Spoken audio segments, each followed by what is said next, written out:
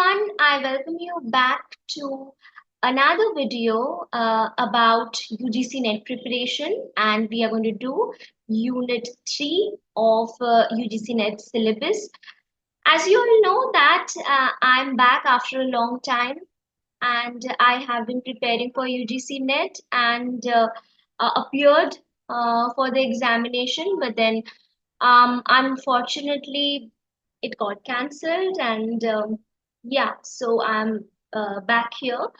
I was just waiting for the notification to come so that we can be more specific towards time and how much time is left to reappear to this exam. So it's probably going to happen from 21st of August till I think September. So now it's the time that we prepare really hard, and whoever was not able to prepare for the previous examination probably will get a little bit more of time. That's the positive take on that. um, so let's go forward with it. So today we are going to do the unit 3. That means we would be discussing the following contents, which you can see in the screen: fields of folk literature, verbal art in the performances, literary devices, oral history. So let's begin the session with understanding of epistemology. What is epistemology with respect to folklore? So, epistemology is a philosophical study of nature, origin, limits of human knowledge. So, the term was derived from a Greek episteme, uh, knowledge, which means, and logos, which means reason or study. So, in studies, what and how of knowledge, the elements and sources of knowledge are given anytime by the society or socio-political community. So we shall be studying folklore, its origin, nature, and structure in order to understand it as a system of knowing. So folklore may be considered as an intuitive source of knowledge which is based on intuition, faith, beliefs, etc. So human beliefs play a greater role in intuitive knowledge compared to the reliance on the facts, though it is not always fictional. It is similar to empirical knowledge as it depends on the observation, experience, articulation of experience, relies on objective facts that have been established and can be demonstrated. It may be distinguished from authoritarian knowledge, which relies on information that has been obtained from the books, research papers, experts, supreme powers, etc. It is differentiated from the logical knowledge, which is the creation of new knowledge through application of logical reasoning. But what uh, we mean to say here is the the binary way of construction of reality is not through one stream of knowledge, but rather the whole epistemology of knowledge. So, folklore sees reality and processes it with knowledge, reasoning, but appeal is far greater due to its imaginative, intuitive, um, interconnected multimedia world we are living in. There are therefore two aspects of epistemology of folklore: folklore as a product of a system of knowledge, as an object of knowledge, and the folk tale is also a knowledge system in itself, both as a source and as a subject. According to folklorists George and Jones, epistemology of folklore, the word folklore denotes the expressive forms, processes, and behaviors, first, that we customarily learn, teach, utilize, or display during face to face interactions. And second, that we judge to be traditional, then because they are based on a known precedent on models and because they serve as an evidence of continuities and consistencies through time and space in human knowledge, thought, belief, and feeling. So, folklore is an irreplaceable knowledge form. There are many different expressions of folklore, tangible or intangible, in which traditional culture and knowledge is expressed, appears, or manifests. So, this includes the following forms of which I would be discussing of expressions or combinations like verbal expressions, including stories, epics, legends, poetry, riddles, other narratives, words, signs, names, symbol. Then there can be musical expressions, including the songs and instrumental music. Then there can be expressions by movement or incorporating movement, including dance and plays, artistic forms of rituals, and other kind of performances. Then there can be tangible expressions, including the production of art, woodwork, painting, carving, sculptures, poetry, terracotta, costumes, handicrafts, and much more. Even architectural forms. Then it can be any other output creative culminating to intellectual activity, characteristic of a traditional community's distinctive cultural identity and traditional heritage developed and maintained by the traditional community. So performances and folk forms may be purely for entertainment, or they may be carried forward with a religious intent or any other intent, to keep on going it with the ages of passing and keep the traditional knowledge intact. Now we would be discussing features of folklore. So there are primarily oral and written first drafts of shared experiences of daily life that become a collective memory and belief through repetition in time and over generations.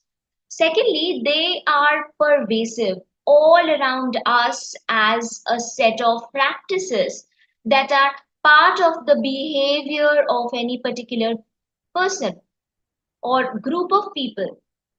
Thirdly, they perpetuate and attempt the explanation of natural and supernatural events through narrative sequencing. Thus, we say that elements of nature, superstitions, ghost stories, fairy tales, tales of unknown are included in folklore. Certain values, morals, warnings that have come down to us in through generations of jokes and riddles, and that has become a part of folklore. Even if we even if we speak about the nursery rhymes, wedding songs, songs of people, those they are marching, even the army or war songs, these are all under folk. Fourthly, there are folk tales which represent certain collective identity and certain collective memories, which is passed down from one generation to another. It might have moral lessons, it might have certain knowledge systems imbibed into it.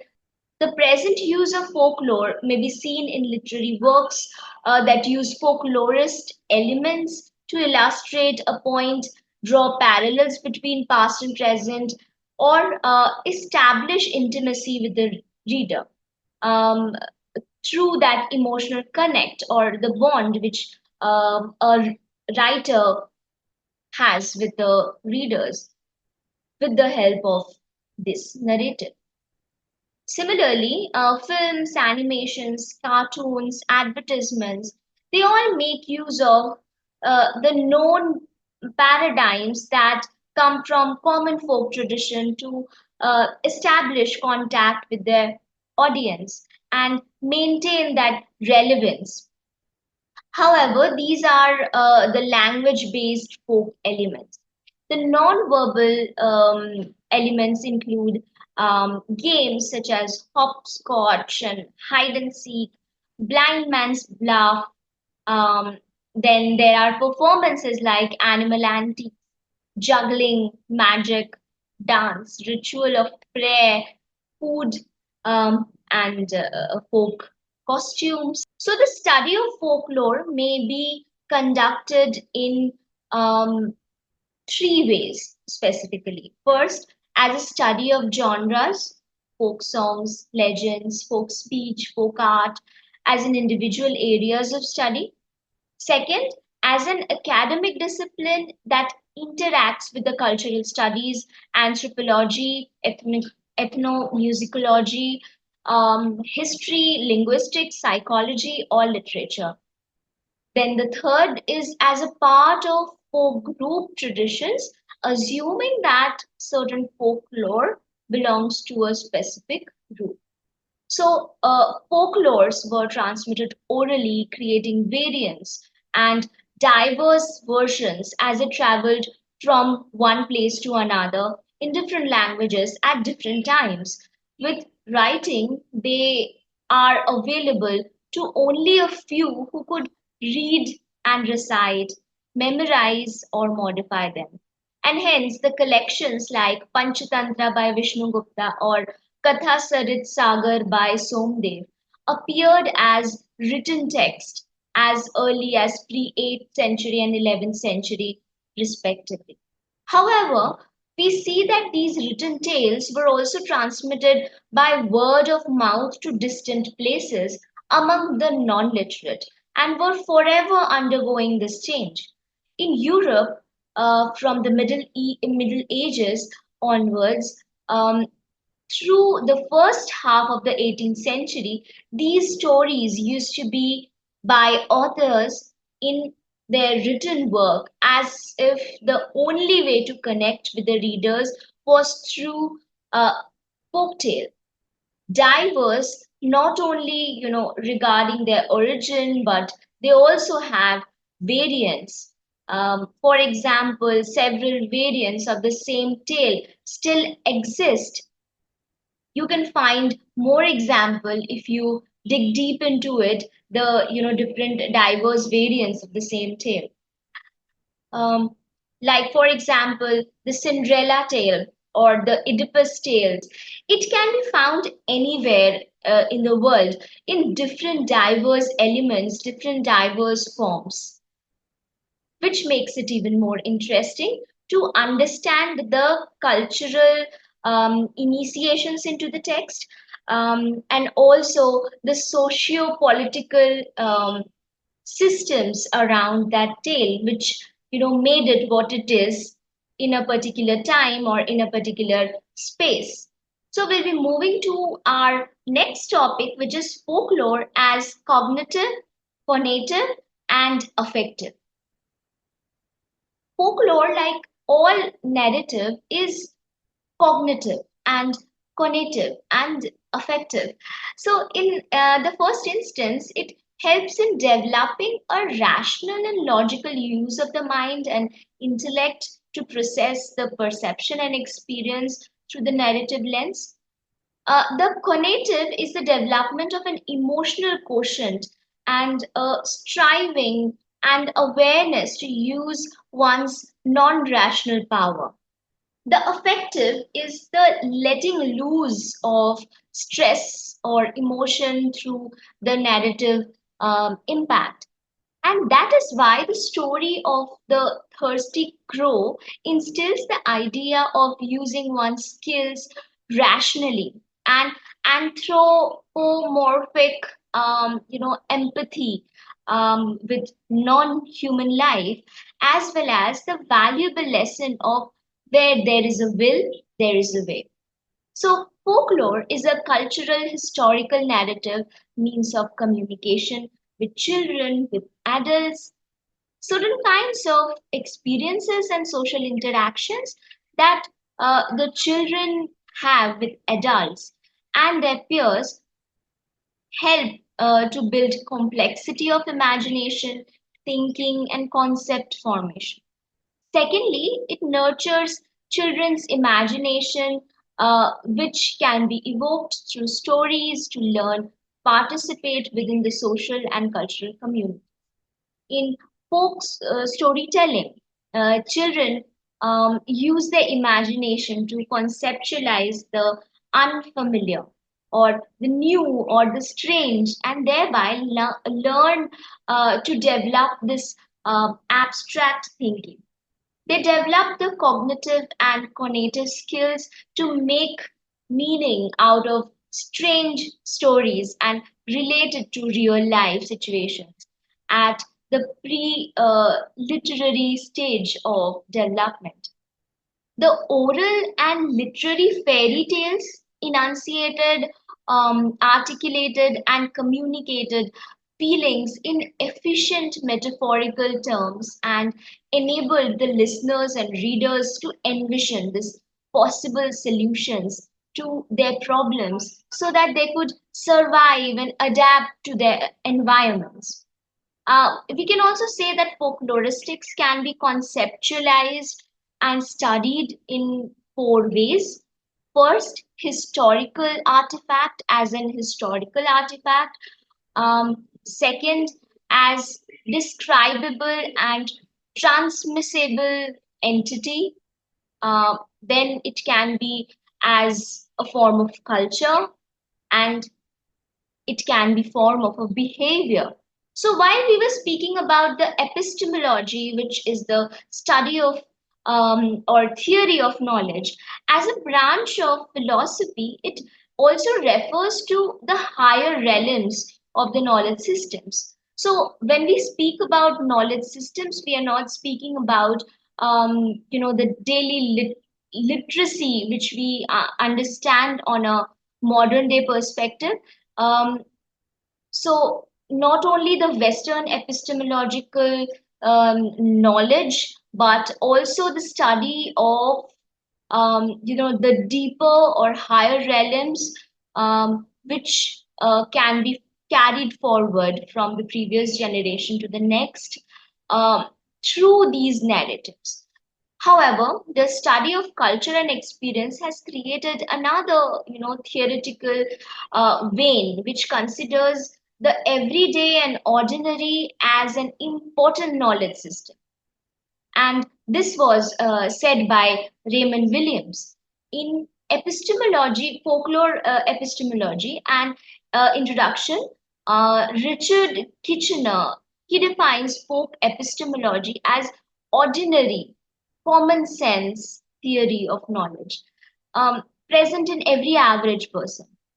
He connects it with its earlier concepts or counterparts like folk psychology, physics, folk biology, etc.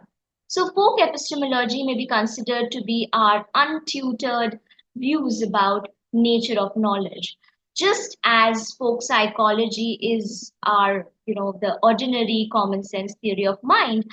So, folk epistemology is our ordinary common sense theory of knowledge. Although fully present in the adult, folk epistemology is thought by most individuals to develop from more primitive set of views in the child to intermediate forms in the middle childhood and till adolescence, and culminating in its adult form finally. Secondly, folk epistemology also involves a set of cognitive mechanism that allows us to evaluate beliefs, interferences, utterances, or other products of the mind. Some of these abilities are clearly social in nature. So, as we were speaking about folklore as a form of oral narrative, we can understand that it combines all sorts of oral narratives and other social religious exchanges among the people of the community or a particular social group per se. The identity of the combination of people is constructed not just by politically marked unit but also with a socio-cultural aspect of a shared life. These include narratives and traditions that are created to unite a loosely knit group into a community. So Emily Durkheim studied religion as a form of social cohesion in his seminal text. So, the elementary forms of religious life, he argued that the societies require continuity and connection with the past to preserve the social unity and cohesion. So, his study of traditional narratives and particularly religious traditions led him to understand the rituals which were a means of transmitting traditional beliefs, values, and norms. Therefore, a common history, language, and food that evolved into a shared ritualism provided a sense of collective effervescence, helping the individual and everyday reality to transform. Basically, these shared experiences became represented in concrete form as totems or certain sacred objects, and in abstract form of memory, a collective thought that transmitted the past to the present. Now, folklore as collective memory. So, this collective effervescence or collective thought was termed as collective memory by Maurice Horbox, a student of Durkheim, and used to describe the stories, artifacts, food and drinks, symbols, traditions, images, and music that create bonds between members of any community. The collective memory lasts when the group may be dispersed and happened often when humans were in the nomadic life or uprooted due to lack of food or danger or any sort of disaster. And that keeps the history of the group alive. So, all individual memory was constructed within the social structures of the institutions. Individuals organize and understand events and concepts within the social context, and every collective memory depends upon specific groups that are delineated by space and time. So the group constructs the memory and individuals do work of remembering. So there are various types of folklores like folk tales, tall tales, fables, myths, epics, legends, religious stories. So basically, while understanding folklore genres, we categorize folklore into different forms, and the broadest categories of folklore genres are oral, material, and belief. So, oral, one of the most popular folklore genres, oral folklore, encompasses songs, dance, and all forms of verbal art forms, including poetry, jokes, riddles, proverbs, fairy tales, myths, legends, and of course, the verbal art forms now exist in written forms. For example, fairy tales, but in the beginning they were passed on orally only. So that's why many of them contain devices to help people remember them. So, one such device is repetition. Think of the story Three Little Pigs, where the pigs keep building the houses and which the wolf keeps saying, I'll huff, I'll puff, and I'll blow your house down. So, the folk tales contain formulaic expressions to aid memory, such as once upon a time. you start the story then. And they lived happily ever after when you end the story. So the material, folklore, another folklore genre, which is the material, they are basically the objects you can touch, are included in the material folklore classification. It encompasses the family traditional recipes, food, then musical instruments, then types of uh, vernacular art form, or like textiles or architecture. It can include material folklore. Then another broad category of folklore genre is belief. While this points out to the religion, belief also covers rituals such as tossing rice at the bride and groom to wish them good luck, and the Jewish tradition of giving bread, sugar, and salt as a housewarming gift. So some folklorists classify this genre as behavioral. Then you remember the golden rule: do unto others as would have them do unto you. And instead, you calmly accept her apology. So that's behavioral folklore in action. Folk idioms, sayings, proverbs, vocabulary, common sayings seems to be the grassroots of American culture.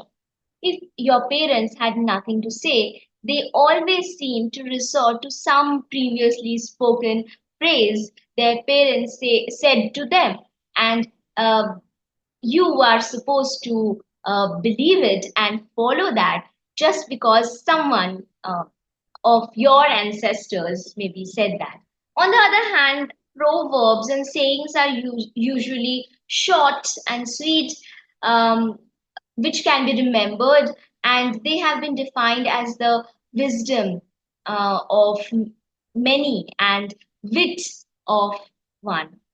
So here we come to the end of third unit of folk literature. By the end of this video, I would like to, bring it to your notice that while I appeared for the last June 2024 um, UGC NET, most questions did not really come from um,